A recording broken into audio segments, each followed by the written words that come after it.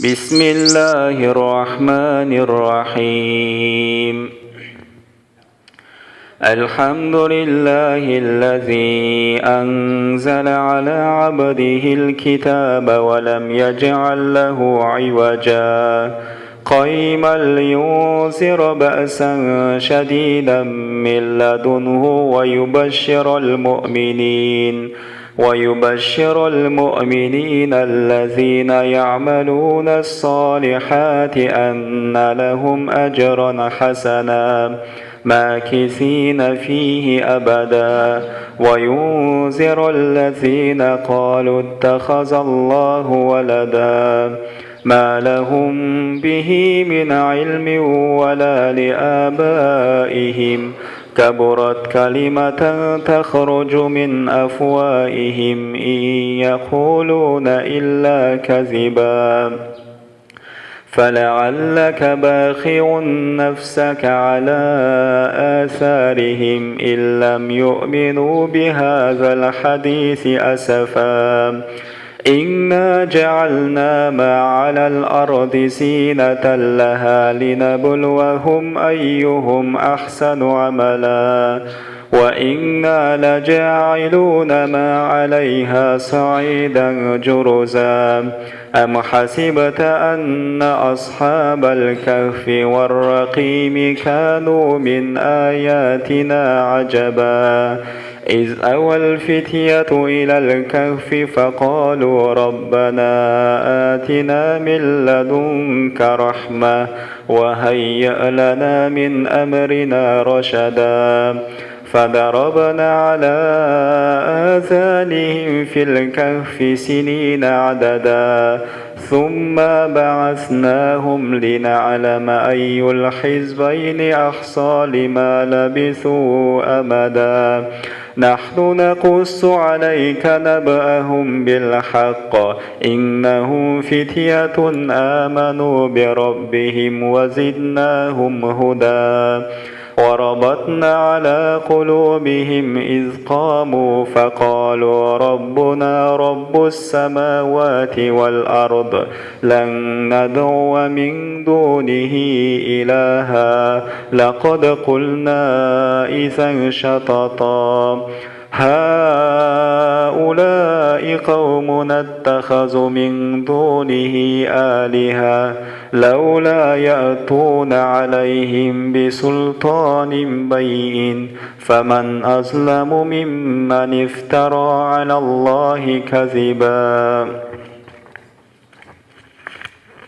وإذ اعتزلتموهم وما يعبدون إلا الله فأووا إلى الكهف ينشر لكم ربكم من رحمته ويهيئ لكم من أمركم مرفقا وترى الشمس إذا طلعت تزاور عن كهفهم ذات اليمين وإذا غربت تقرضهم ذات الشمال وهم في فجوة منه ذلك من آيات الله من يهد الله فهو المهتد ومن يضلل فلن تجد له وليا مرشدا وتحسبوهم أيقاظا وهم رقود ونقلبهم ذات اليمين وذات الشمال وكلبهم باسط ذراعيه بالوسيد لو اطلعت عليهم لوليت منهم فرارا ولملئت منهم رعبا وكذلك بعثناهم ليتساءلوا بينهم قال قائل منهم كم لبثتم قالوا لبثنا يوما أو بعض يوم قالوا ربكم أعلم بما لبثتم فابعثوا أحدكم بورهكم هذه إلى المدينة فلينظر أيها أزكى طعاما فليأتكم برزق منه وليتلطف ولا يشعرن بكم أحدا إنهم إن يظهروا عليكم يرجموكم أو يعيدوكم في ملتهم ولن تفلحوا إذا أبدا. وكذلك أعثرنا عليهم ليعلموا أن وعد الله حق وأن الساعة لا ريب فيها إذ يتنازعون بينهم أمرهم فقالوا ابنوا عليهم بنيانا ربهم أعلم بهم قال الذين غلبوا على أمرهم لنتخذن عليهم مسجدا سيقولون ثلاثة رابعهم كلبهم ويقولون خمسة سادسهم كلبهم رجما بالغيب ويقولون سبعة وثامنهم كلبهم قل ربي أعلم بعدتهم ما يعلمهم إلا قليل فلا تمار فيهم إلا مراء ظاهرا ولا تستفت فيهم منهم أحدا ولا تقولن لشيء إني فاعل ذلك غدا إلا أن يشاء الله واذكر ربك إذا نسيت وقل عسى أن يهديني ربي لأقرب من هذا رشدا ولبثوا في كهفهم 300 سنين وازدادوا 9 قل الله أعلم بما لبثوا له غيب السماوات والأرض أبصر به وأسمع ما لهم من دونه من ولي ولا يشرك في حكمه أحدا واتل ما أوحي إليك من كتاب ربك لا مبدل لكلماته ولن تجد من دونه ملتحدا واصبر نفسك مع الذين يدعون ربهم بالغداة والعشي يريدون وجهه ولا تعد عينك عنهم تريد زينة الحياة الدنيا ولا تطع من أغفلنا قلبه عن ذكرنا واتبع هواه وكان أمره فرطا وقل الحق من ربكم فمن شاء فليؤمن ومن شاء فليكفر إنا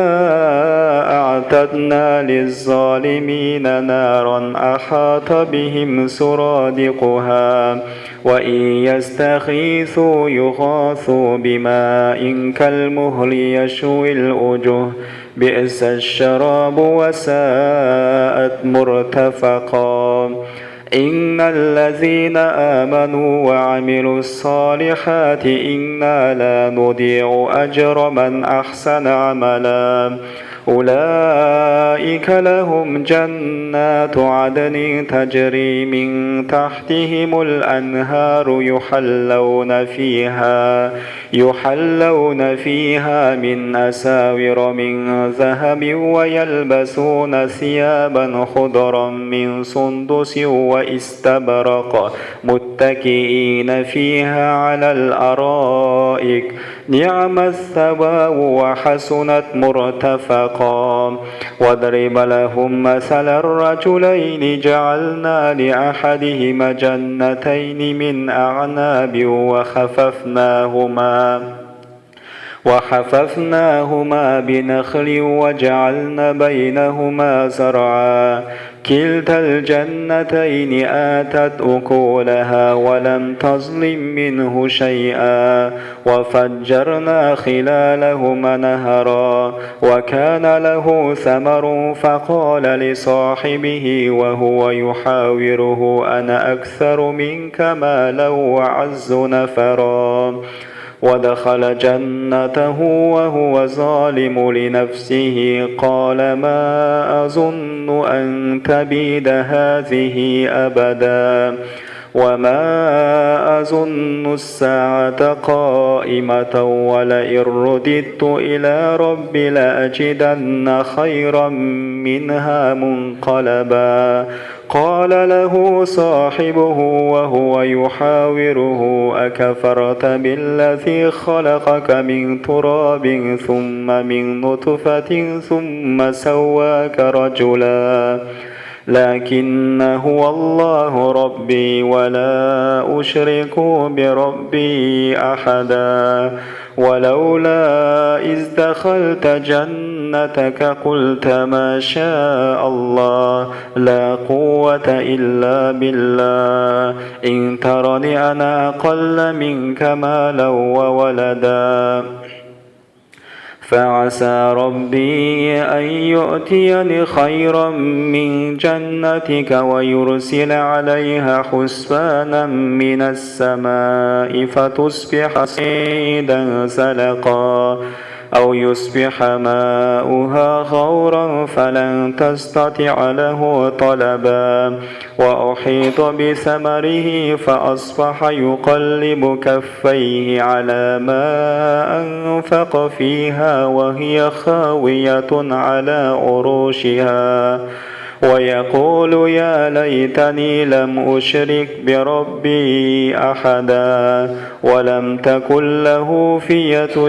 ينصرونه من دون الله وما كان منتصرا. هنالك الولاية لله حق هو خير ثوابا وخير عقبا. واضرب لهم مثل الحياة الدنيا كماء أنزلناه من السماء فاختلط به نبات الأرض فأصبح حشيما تذروه الرياح وكان الله على كل شيء مقتدرا.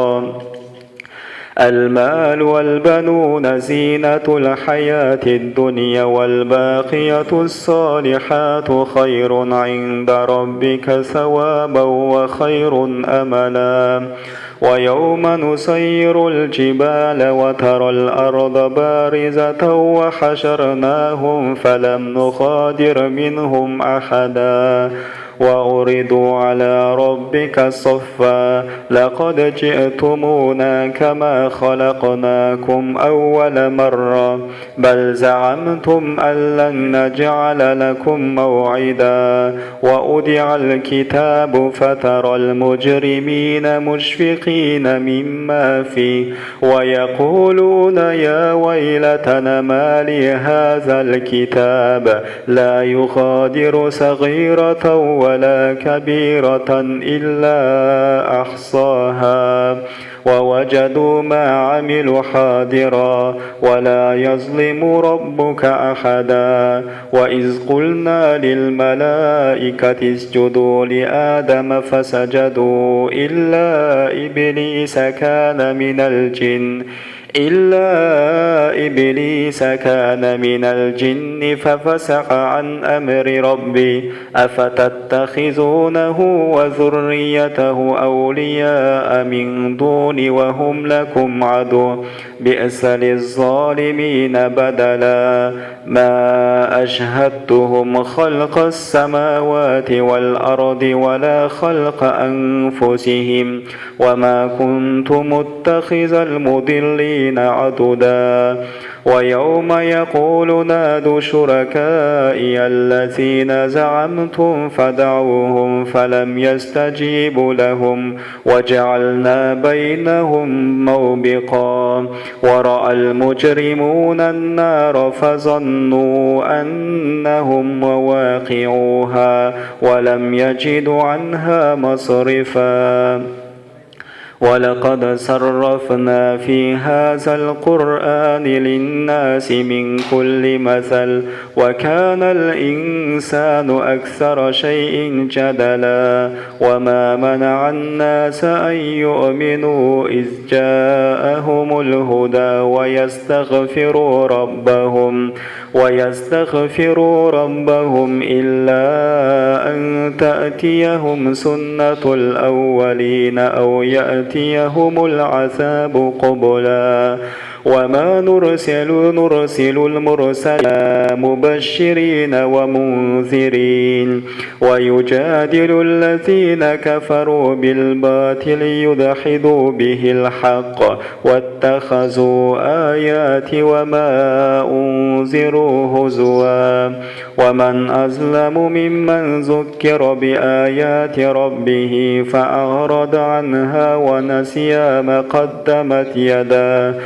إنا جعلنا على قلوبهم أكنة أن يفقهوه وفي آذانهم وقرا وإن تدعوهم إلى الهدى فلن يهتدوا إذا أبدا وربك الغفور ذو الرحمة لو يؤاخذهم بما كسبوا لعجل لهم العذاب بل لهم موعد لن يجدوا من دونه موئلا وتلك القرى أهلكناهم لما ظلموا وجعلنا لمهلكهم موعدا وإذ قال موسى لفتاه لا أبرح حتى أبلغ مجمع البحرين أو أمضي حقبا فلما بلغ مجمع بينهما نسي حوتهما فاتخذ سبيله في البحر سربا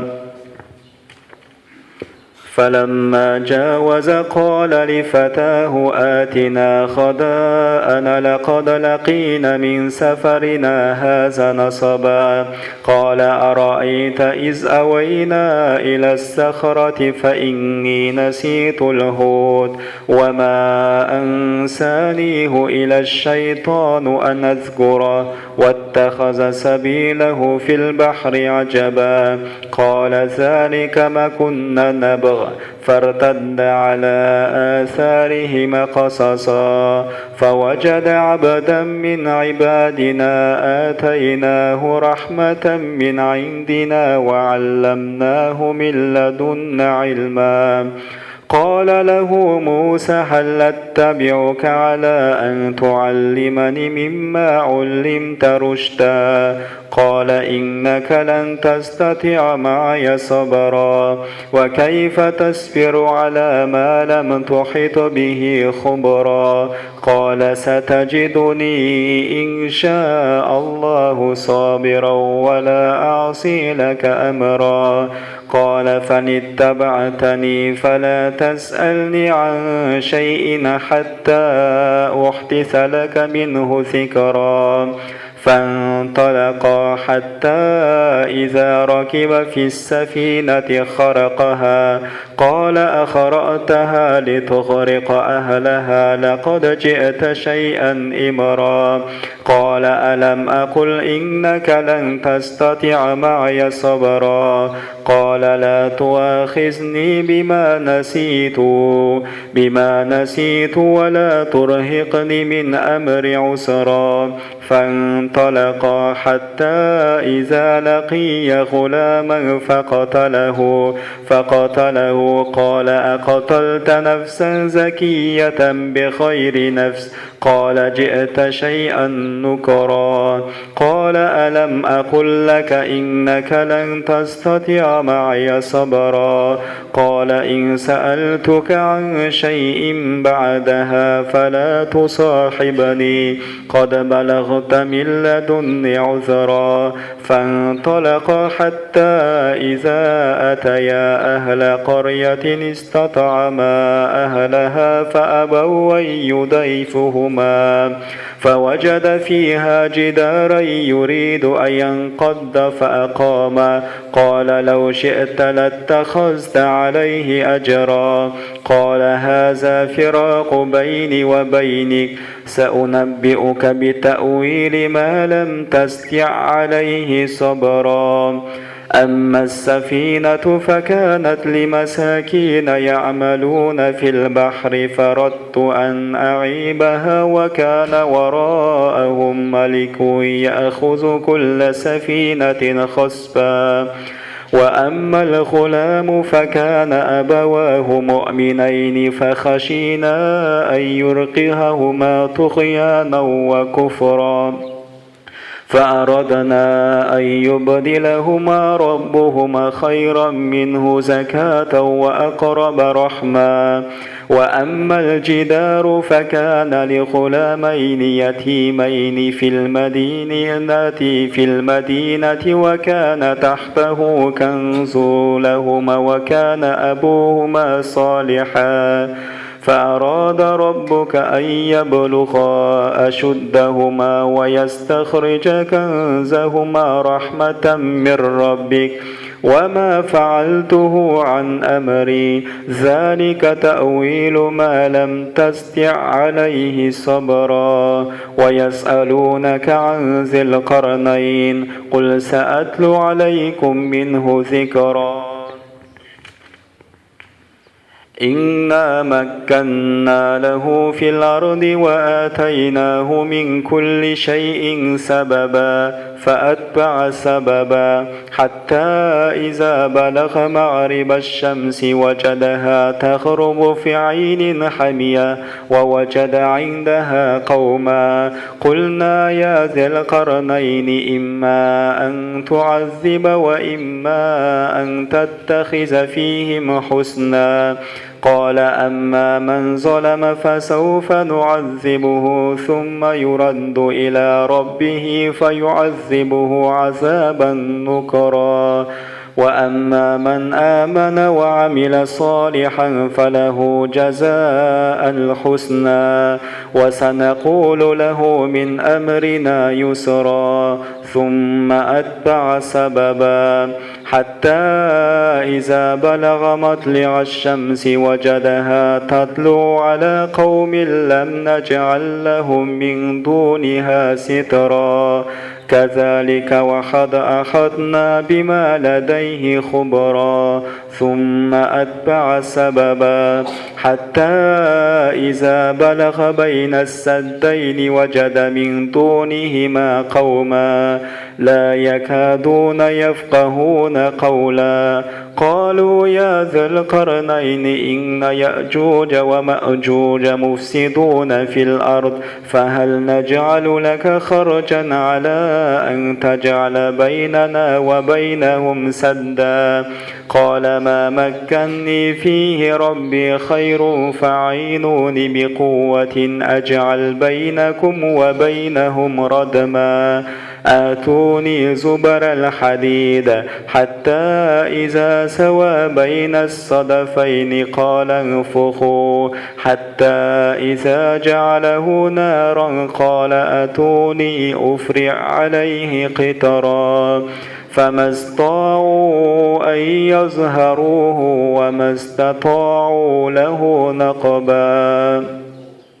قال هذا رحمة من ربي فإذا جاء وعد ربي جعله دكا وكان وعد ربي حقا. وتركنا بعضهم يومئذ يموج في بعض ونفخ في الصور فجمعناهم جمعا وعرضنا جهنم يومئذ للكافرين عرضا الذين كانت أعينهم في غطاء عن ذكري وكانوا لا يستطيعون سمعا. أفحسب الذين كفروا أن يتخذوا عبادي من دوني أولياء إنا أعتدنا جهنم للكافرين نزلا. قل هل ننبئكم بأخسرين أعمالا الذين ضل سعيهم في حياة الدنيا وهم يحسبون أنهم يحسنون صنعا. أولئك الذين كفروا بآيات ربهم ولقائه فحبطت أعمالهم فلا نقيم لهم يوم القيامة وزنا. ذلك جزاؤهم جهنم بما كفروا واتخذوا آياتي ورسلي هزوا إن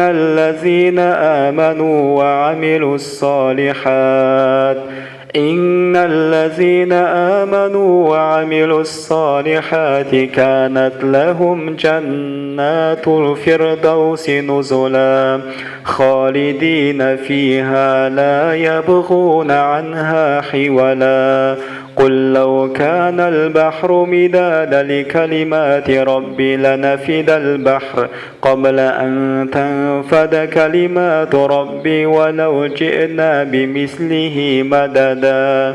قل إنما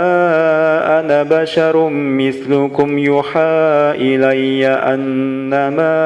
إلهكم إله واحد فمن كان يرجو لقاء ربه فليعمل عملا صالحا ولا يشرك بعبادة ربه أحدا صدق الله العظيم. سبحان ربك رب العزة عما يصفون وسلام على المرسلين والحمد لله رب العالمين.